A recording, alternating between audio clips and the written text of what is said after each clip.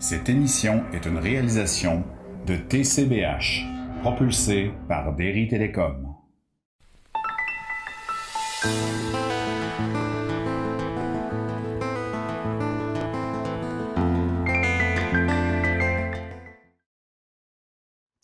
Alors bonjour et bienvenue encore une fois. Merci d'être là.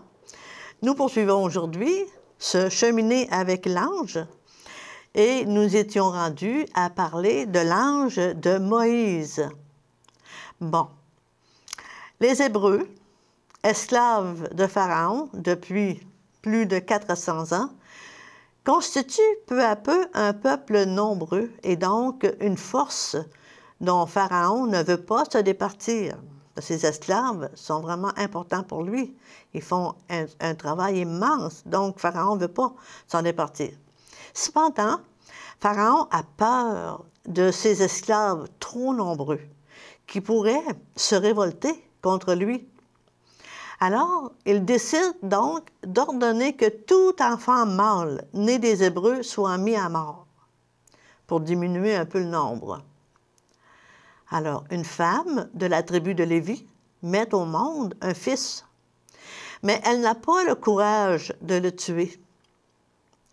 Elle le cache pendant 3 mois, puis lui prépare une petite nacelle qu'elle enduit de pois, c'est-à-dire de l'huile, pour en assurer l'étanchéité. Cette mère a un cœur d'une pureté telle qu'il ne fait aucun doute que sa qualité ressortit à celle des mondes angéliques. Elle dépose donc l'enfant dans cette corbeille au milieu des roseaux du fleuve, le confiant à Dieu finalement. L'ange de Dieu se présente dans la personne de la fille de Pharaon. La jeune femme descend à ce moment pour prendre son bain dans le fleuve. Elle voit le panier. Et dans le panier, il y a un enfant. Elle voit l'enfant, elle s'émeut, et tout en devinant bien qu'il s'agit d'un petit des Hébreux, elle décide de l'adopter. Alors, elle le confie à la nourrice, mais elle ne sait pas que la nourrice, qui était tout proche, c'était sa mère. Sa mère s'était placée pas très loin pour être à la portée de la fille du Pharaon. Et elle demande à cette femme de nourrir l'enfant. Alors, c'est sa mère, la mère de l'enfant, qui se présente alors sur la proposition de la sœur du bébé qui, elle, Myriam, était la sœur de ce petit enfant. Puis elle a dit, oui, j'ai quelqu'un qui va pouvoir s'en occuper. Alors, c'était sa mère. Donc, elle surveillait l'enfant de loin. Donc, c'était un autre ange. Voyez-vous, l'ange se présente sous différentes formes, sur différentes personnes. Un geste amical, un geste de bonté. L'ange se présente de différentes façons. Un autre ange que cette grande sœur qui veillait. La grande sœur confie l'enfant à la nourrice, sa propre mère, qui se tenait tout près de là, veillant elle aussi sur l'enfant. Donc, l'enfant sera nommé Moïse par sa nouvelle mère adoptive, la fille du Pharaon, parce que, dit-elle, je l'ai tiré des eaux. Moïse veut dire sauver des eaux. Symbolisant Noé, tiré des eaux en acceptant d'entrer dans l'arche, son intériorité. Son nom, Moïse, est fait de 3 lettres qui, retournées, dansent le Saint-Nom, Hachem. En Moïse se cache donc le Saint-Nom. Un jour, Moïse, qui était devenu un homme, a grandi chez le Pharaon, mais il sait très bien qu'il est un Juif. Il n'est pas un Égyptien.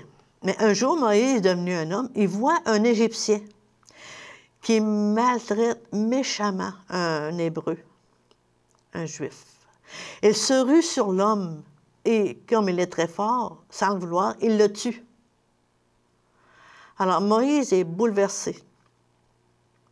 Parce qu'en Israël, la loi est absolue. On n'a pas le droit de tuer.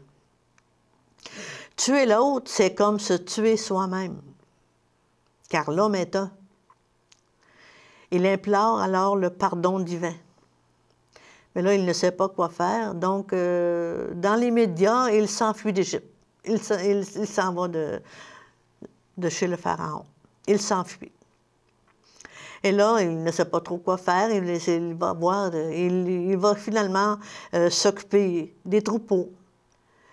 Il va essayer de rendre service ici et là, mais tout d'un coup, en faisant paître ses troupeaux, il arrive au mont Horeb, dans une espèce de désert, une région désertique.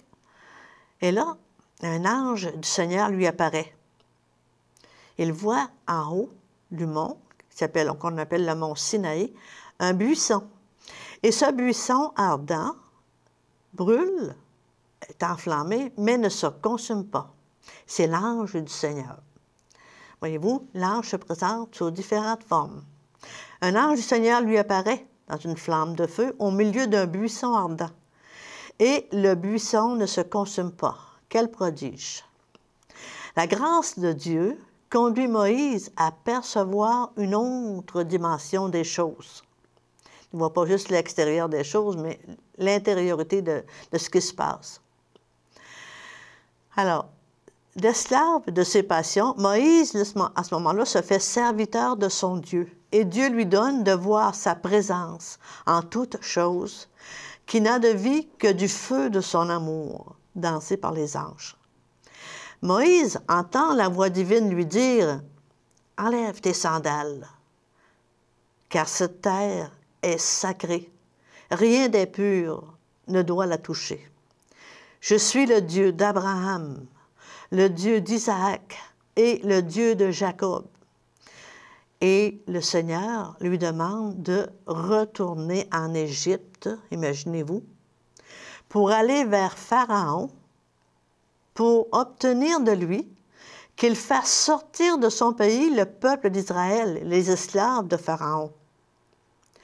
Moïse dit, « moi je bégaye, je ne suis pas capable, il a beau arguer de toutes sortes de raisons les plus raisonnables pour se soustraire à cet ordre fou. » Mais la sagesse divine est des plus irraisonnables eu égard aux valeurs de l'exil. Moïse se débat avec l'ordre divin. Il en continue d'argumenter puis de se défendre. « Si les enfants d'Israël me demandent « Quel est ton nom? » Que leur dirai-je? » Et alors, Dieu dit à Moïse, « Je suis qui je suis en devenir. »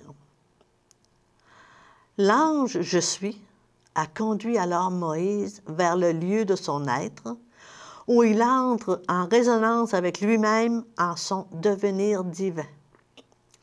Entouré du feu angélique, qui symbolise le Saint-Nom, le feu angélique ici symbolise le Saint-Nom, Moïse verra, et le peuple entier verra la voix divine. Ainsi en est-il des anges de la rigueur qui fondent sur l'Égypte pour révéler les démons qui œuvrent sournoisement au-dedans de l'homme. Il faut que l'homme les voie, qu'il les nomme et les travaille avec son Dieu, afin que, dans une alchimie secrète, ils deviennent des anges de lumière, faisant participer l'homme à leur angélicité. Donc, nous allons passer de cet ange à l'ange de Pâques. L'ange de Pâques, c'est sûr que c'est l'ange de la lumière, l'exterminateur de la mort, qui est chargé de la puissance messianique. Il vient séparer l'homme qui a commencé de faire croître en lui le Fils intérieur de celui qui laisse gisant et comme mort au fond de sa matrice d'eau le germe divin, fondateur de son être. Alors c'est ça, l'ange de Pâques. Maintenant, nous étions à parler du désert tout à l'heure. La marche dans le désert, là, vous allez voir l'ange, comment il va se présenter dans le désert. Le Seigneur accompagne son peuple dans les deux anges qui assurent leur marche sous le symbole de la nuée. Voyez-vous, l'ange ne se présente pas seulement comme un humain. Ici, il se présente sous le symbole de la nuée pour les guider le jour et de la colonne de feu pour les éclairer la nuit. Vous avez ça dans Exode, chapitre 13, versets 21 et 22. Et quand Moïse reçoit de Dieu, on dit dans un baiser, c'est de verbe à verbe, mendication de la parole, la Torah, c'est une mobilisation de toutes les armées angéliques qui viennent unir le ciel et la terre, symbolisée par ce feu qui ne s'éteint pas. Le Seigneur est là, sur la cime de la montagne, au sein du feu, et sur la cime du cœur de Moïse aussi, devenu feu ou calice embrasé d'amour. Maintenant, ici, vous avez aussi les anges que l'on voit, que l'on appelle les quatre vivants. Les quatre vivants, les quatre formes qui vont nous révéler notre cheminement vers notre réalité divine. Alors, les quatre vivants. Chaque vivant présente quatre visages. Alors, dans la première partie, l'homme, c'est le bœuf. Alors, vous voyez, dans ce tétramorphe, le bœuf, c'est le taureau. Le bœuf, c'est l'ange laboureur qui retourne la terre pour la rendre apte à recevoir quoi? La semence, le germe. Donc, le travail qu'on a à faire, qui ici est symbolisé par le taureau. Donc, la semence, il doit travailler pour recevoir la semence et la faire croître, la faire fructifier. Il entre en résonance avec son être céleste et commence, cet homme que nous sommes, de voir un peu, on commence à voir son autre côté, son côté ontologique, son potentiel qui est encore voilé, le féminin de son être, qu'on appelle en langue hébraïque « Isha », le féminin de l'être. Alors cet ange laboureur sera relayé par la puissance royale, il va être relayé par la puissance du lion, qui, ici, est la matrice de feu. Alors, on passe de la matrice d'eau à la matrice de feu, la matrice qui va nous aider à faire partir toutes les scories ou les difficultés qui peuvent nous empêcher de voir la lumière. Donc, la matrice de feu. Lorsque l'homme a acquis sa dimension royale, image du lion, il assume son ultime crucifixion. Donc, en ce moment-là, on passe à la matrice du crâne. Le Golgotha s'appelle le lieu du crâne. Alors, c'est là que le Christ est crucifié, matrice du crâne. Et la mort vaincue ressuscite avec l'aigle dans sa demeure éternelle. L'aigle, parsème de ses yeux doués de la vision des dieux, les roues des chérubins et des séraphins, et il est l'intelligence et la connaissance totale, mais aussi sagesse, mystère insondable. À cet étage seulement, l'homme est un homme à la ressemblance de Dieu. L'homme présent à la présence éternelle et alors habité de l'Esprit Saint, Dieu dit à Moïse, « Voici que j'envoie un ange devant toi pour te protéger en chemin et pour te faire arriver au lieu que j'ai préparé. » Oui, l'armée des cieux nous accompagne tout au long de notre vie vers la lumière. C'est ça notre véritable cheminement. Quand en serons-nous vraiment conscients? Les anges, vous avez vu, sont serviteurs de ce « Je suis éternel » que nous sommes en devenir. Jésus qui descend dans le Jourdain, quand il arrive pour sa vie publique, le Jourdain, c'est le symbole de la matrice d'eau de toute notre humanité, c'est-à-dire l'inaccompli de ce grand corps adamique que nous sommes. Lorsque Jésus sort de ces eaux, parce qu'il les a purifiées, il sort de ce Jourdain, une théophanie grandiose s'opère. L'incréé, Yod-Hé-Vahé, déchire tous les voiles angéliques pour se manifester dans la voie du Père, bénissant le Fils sur qui se pose une colombe, ivre de l'Esprit Saint. Cet Esprit Saint va conduire Jésus au désert pour qu'il y rencontre le Satan qui se fait l'ennemi de l'homme. Et finalement, Jésus va vaincre ce Satan. Au désert, ce sera la matrice de feu pour le Christ, pour Jésus. Le Satan déroulera devant lui le tapis séducteur de ses trois tentations, mais Jésus va le fouler aux pieds et va renvoyer l'imposteur. Alors, le diable le quitte. Et voici qu'autour de Jésus, une multitude d'anges s'approche pour le servir. Vous avez ça dans Matthieu 4, verset 2.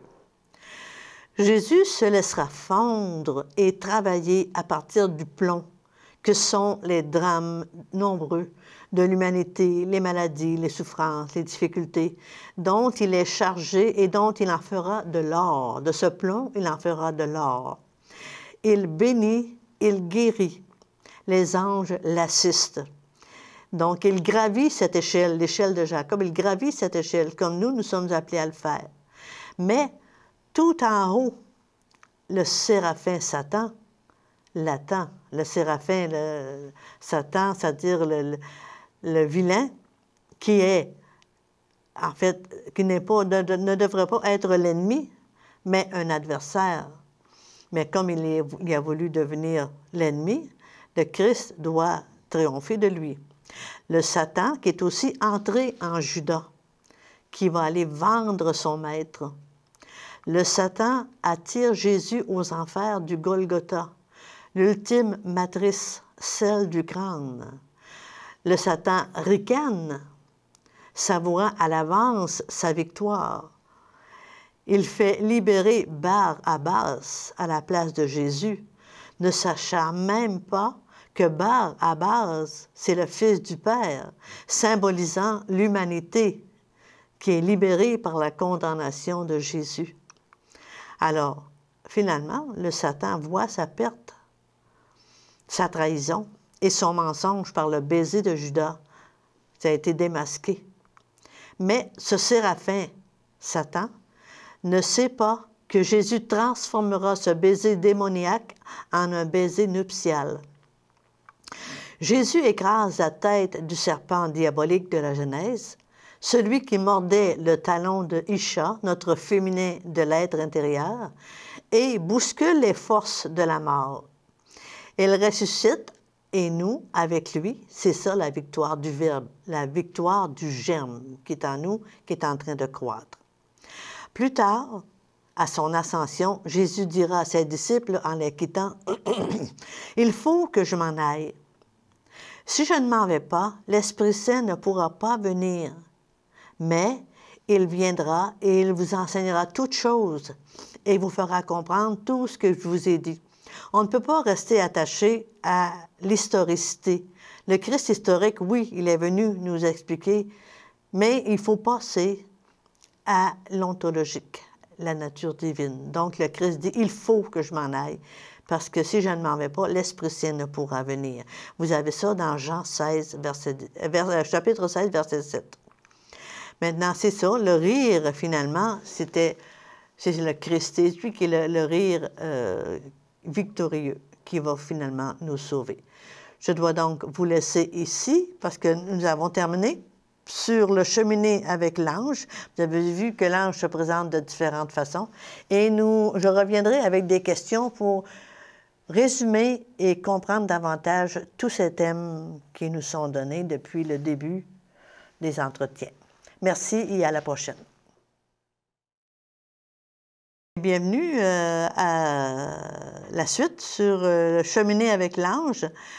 Aujourd'hui, nous ferons des questions comme pour faire une petite révision sur qu'est-ce que c'est l'ange et le comprendre davantage.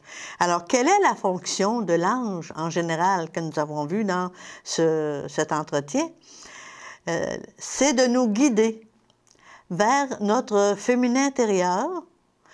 Et comme vous avez vu dans l'échelle de Jacob, les anges sont là pour nous aider un peu partout dans Tobie, Abraham. Bon, ils sont là pour nous aider et nous amener graduellement à notre ressemblance divine.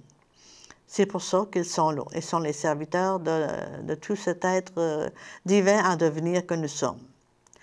Alors, quel est l'intérêt de notre ange gardien? Pourquoi nous avons un ange gardien? Son intérêt à lui, son premier intérêt, c'est la garde du nom que chacun doit devenir. Ce « je suis » que nous devons devenir. Donc, notre ange gardien, il est là, lui, comme pour protéger, nous faire arriver à ce nom, ce germe divin qui doit grandir en nous. Et comment notre ange sera-t-il présent sur notre route d'exil? En fait, comment il va se présenter?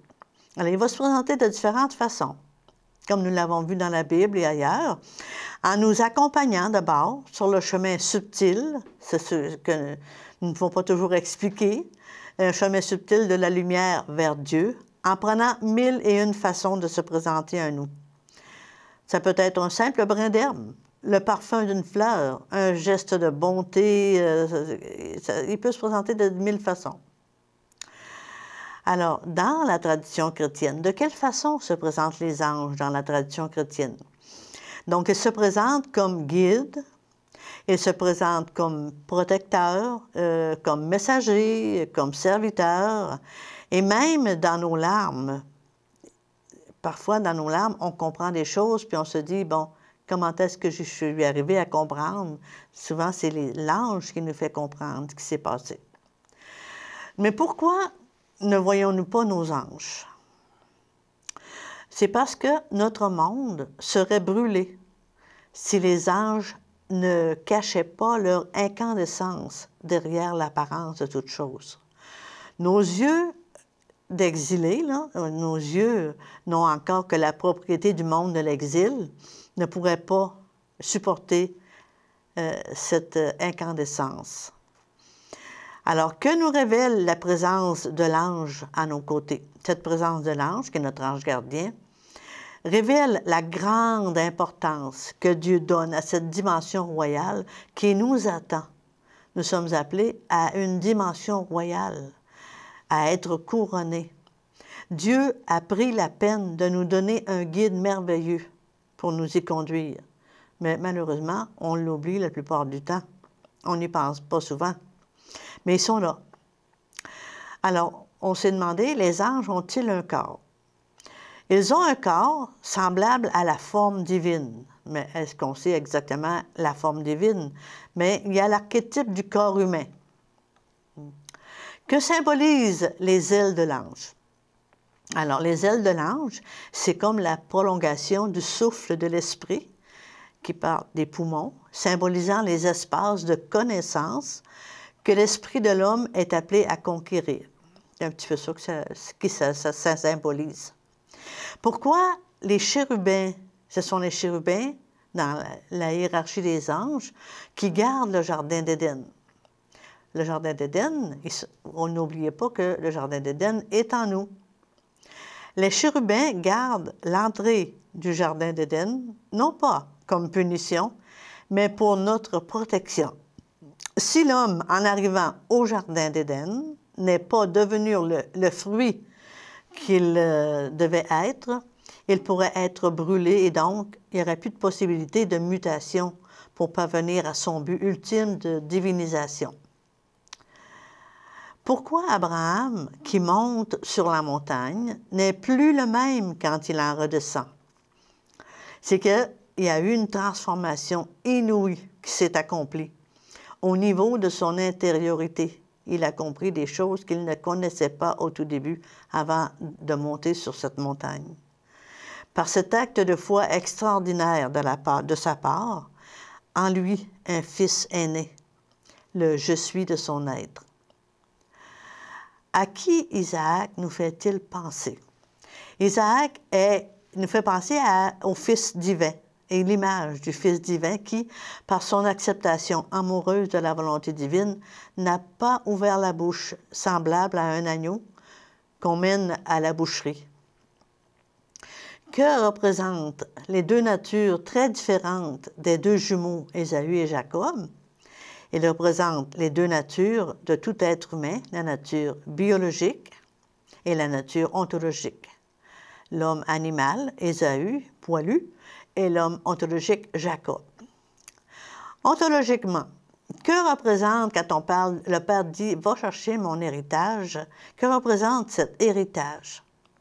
Alors, symboliquement, il représente l'ensemble des énergies potentielles qui sont dans le pôle féminin de tout être, placé entre les mains de l'homme animal, qui est dans la nature biologique seulement. Cette dette serait balancée à l'extérieur pour obtenir seulement les valeurs du monde. C'est pour ça que ça doit aller du côté ontologique aussi. Mais l'ontologique et le biologique ne se séparent pas. Dans ce rêve, ici, dont on a parlé de l'échelle de Jacob, cette montée vers la lumière, qu'est-ce que comprend Jacob? Il voit et commence à comprendre cet appel à sa réalité divine de son être. Il sait maintenant qu'il doit acquérir des connaissances sur cet être ontologique qu'il est, et il doit apprendre à se verticaliser, c'est-à-dire à se conscientiser. Alors, on a vu aussi qu'il y avait une autre nuit, il a lutté avec un autre personnage, mais qui était cet homme? Quel est cet homme qui lutte avec lui jusqu'à l'aurore? Alors, cet homme est cet autre lui-même, apparemment plus fort que lui, mais qu'il devra vaincre et intégrer pour se réaliser. Donc, c'est l'homme biologique et l'homme ontologique. Quelle est la raison de cette lutte avec l'ange? En fait, la raison, c'est pour nous révéler que le nom de l'homme et celui de Dieu ne feront qu'un à la toute fin, quand nous serons rendus à notre réalité éternelle. Et que cette lutte ne sera pas facile, mais on y arrivera, parce qu'on voit que l'ange est vaincu par Jacob. Jacob qui est le vainqueur. Quel est le sens de cette dette que le père Tobie envoie chercher par son fils? En fait, Tobie est aveugle. Ici veut dire que Tobie est encore dans l'inaccompli de son être. Il est aveugle, il ne voit pas ce patriarche. Donc, ce patriarche devra donc épouser son autre côté, l'autre côté de son être, qui contient toute la richesse potentielle d'un somptueux devenir qui est sa dette. C'est donc un grand voyage à l'intérieur de lui-même qu'il fait dans la personne de son Fils. C'est en effet la croissance du Fils divin en lui qui fera son accomplissement total. Et pourquoi l'ange Raphaël se nomme Azarias devant le vieux Tobie pour la première fois? C'est que Azarias veut dire être de Dieu, donc l'ange voulait comme mettre en confiance ce Tobie. Il lui dit, voici Azarias, ça veut dire être de Dieu. Il est en effet celui qui, par son nom, Ézéres en hébraïque, ça veut dire l'aide, que l'homme doit apporter à Dieu. Car Dieu veut avoir besoin de l'homme. Pour cela, chacun doit épouser son propre féminin intérieur. Maintenant, nous passons aux anges et des bergers. Vous voyez dans quels états les bergers étaient ce soir-là. Ils étaient dans l'attente. Une sensation étrange les habitait. Parce qu'ils ne savaient pas que dans une grotte de Bethléem, qu'on appelle Bethléem veut dire la maison du pain, vient de s'ouvrir au pain de vie. Et le rire qu'Isaac promettait, le rire en devenir que promettait Isaac, est advenu. Et c'est Marie, Isha cosmique, purifiée dans le temple dès sa 3e année, a gravi toute l'échelle jusqu'à atteindre son Seigneur. Et que vient nous révéler la visite des mages à la crèche? Alors, ce merveilleux rendez-vous avec ce rire cosmique qu'est la naissance du Fils de Dieu sur terre est pour tous, que ce soit des savants, des sages, des riches et des pauvres, c'est pour tous les habitants de la terre. Du savoir au non-savoir, de la sagesse à la non-sagesse, à la folie même, tous sont appelés à se devenir en Dieu. Parce que nous sommes le Adam, l'humanité, c'est l'humanité totale, nous sommes comme une cellule de ce grand corps et nous formons qu'un. Quand le Christ dit ce que tu fais au moindre des miens, c'est à moi que tu le fais, c'est que nous faisons partie de ce Dieu. Et quand il nous a appris à prier, le Notre Père, il n'a pas dit dites cette prière-là, ou il a dit la seule prière que vous devriez faire, ou qui est la plus proche de vous, c'est le Notre Père, et, qui est aux cieux, c'est notre Père. Donc nous sommes des fils de ce Père. Donc nous sommes comme le Christ, fils de Dieu, à en devenir pour nous. Alors pourquoi les mages repartent-ils par un autre chemin? Bien sûr, ils ont suivi une étoile qui pour eux autres était comme un ange, et l'ange les a instruits. Ils ne savent plus rien que cela. Le cœur est comblé. Ils ont compris. Toute leur puissance matérielle sont alors déposées au pied du germe, se faisant terre nourricière désormais. Ils ne peuvent que changer de route. Ils ne peuvent plus retourner en arrière. Quelles intervenantes, quelles sont les intervenantes là, qui ont, disons, agi dans l'ange de Moïse? Il y a la mère, d'abord, ensuite sa grande sœur et la fille du Pharaon qui est là, qui va élever, en fait, Moïse à la cour de son père. Alors donc, eux autres représentent l'ange, les anges qui sont là pour prendre soin de Moïse. Maintenant, on a parlé de l'ange de la Pâque, qui est l'ange de la résurrection. C'est-à-dire qu'avec lui, l'ange, cet ange de la résurrection, la mort n'existe plus. Elle n'existera plus. Elle sera exterminée, car la vie, c'est la vie de Dieu qui triomphe. Et quels sont les deux anges du désert? Comme on a dit, l'ange se présente de différentes façons. Il y a la nuée pour le jour et la colonne de feu pour la nuit. Et on a parlé aussi des quatre vivants, du tétramorphe, les quatre vivants. Alors, que représentent les anges des quatre vivants? D'abord, on a vu la force, le bœuf, pour retourner la terre de notre Adama intérieur, la puissance du lion pour entrer en résonance avec notre réalité céleste et se verticaliser, conscientiser et se verticaliser, parce que nous devons finalement être hommes debout. On doit être debout pour recevoir la couronne royale. Le voir, au-delà du matérialisme, l'aigle, qui doit nous faire dépasser la matrice pour voir au-delà du matérialisme et de tout ce qui peut être de l'avoir, qui est intelligence, connaissance et sagesse ontologique de notre être, appelé à la divinité. Alors l'homme, on le sait, est appelé à devenir lumière totale. La lumière totale, c'est ça que nous sommes appelés à devenir, et non pas à imiter le Christ, comme je l'ai dit, mais à le devenir. Merci d'avoir été là, et nous reviendrons pour les prochaines questions sur le symbolisme humain et les autres à venir.